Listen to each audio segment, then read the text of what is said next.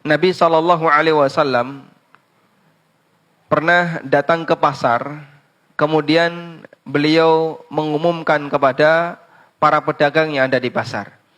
Beliau mengatakan, ya ma'syarat tujar, wahai para pedagang. Ya ma'syarat tujar, at-tujaru humul fujar. Wahai para pedagang, sesungguhnya para pedagang itu umumnya adalah al-fujar, orang-orang yang suka berbuat fajir. Fajir artinya orang yang berbuat maksiat, pelaku dosa besar. Sehingga pelaku tindakan fajarah adalah orang-orang yang dia berstatus sebagai orang fasik. Dan Nabi SAW menyampaikan demikian untuk menceritakan umumnya karakter para pedagang. Para pedagang itu umumnya suka berbuat curang, suka ingkar janji, umumnya suka nipu orang lain, suka mendolimi orang lain.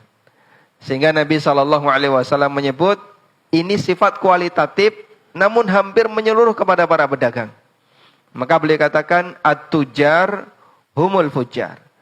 Para pedagang itu umumnya suka berbuat jahat, suka berbuat maksiat. Kemudian para sahabat bertanya, ya Rasulullah, awalallahu yuhillu lana al-bai'ah? Ya Rasulullah, bukankah Allah Subhanahu wa taala telah menghalalkan untuk kami transaksi jual beli? Kata beliau, bala, betul. Namun kalian ketika berdagang suka berjanji tapi mengingkari. Kemudian ketika dia menyampaikan sesuatu, dia mengucapkan sesuatu, sukanya berdusta. Sehingga penyebab terbesar kenapa pedagang itu disebut sebagai al-fujar oleh Nabi SAW adalah pelanggaran dari sisi masalah akhlaknya. Dia kurang jujur, dia kurang terbuka, dia tidak memenuhi standar yang diinginkan dalam Islam. Tayyib. Karena umumnya pedagang seperti ini, maka jika ada pedagang yang baik hati, ini orang pilihan. Umumnya pedagang itu melakukan penyimpangan. Karena itu ketika ada pedagang yang baik hati, maka ini orang pilihan. Sehingga Nabi SAW menyebutkan dalam hadis riwayat Tirmidzi, Daruqutni dan yang lainnya, pedagang yang jujur dan amanah nanti ketika di hari kiamat akan dikumpulkan oleh Allah bersama para nabi. At-tajirus saduqul amin ma'an nabiyyin was-siddiqin wasyuhada'i yaumal qiyamah. Pedagang yang jujur dan amanah akan dikumpulkan bersama para nabi, para siddiqun, para syuhada kelak di hari kiamat. Padahal kita tahu tiga jenis manusia ini. Para nabi, para siddiqin, para syuhada. Ketika mereka berjuang di dunia, perjuangan mereka itu untuk kepentingan dunia atau untuk kepentingan akhirat? Untuk kepentingan akhirat. Para nabi berdakwah untuk kepentingan akhirat. Siddiqun mereka membela dakwahnya para nabi juga untuk kepentingan akhirat. Orang-orang yang dia berjuang dan mendapatkan gelar syahid juga untuk kepentingan akhirat.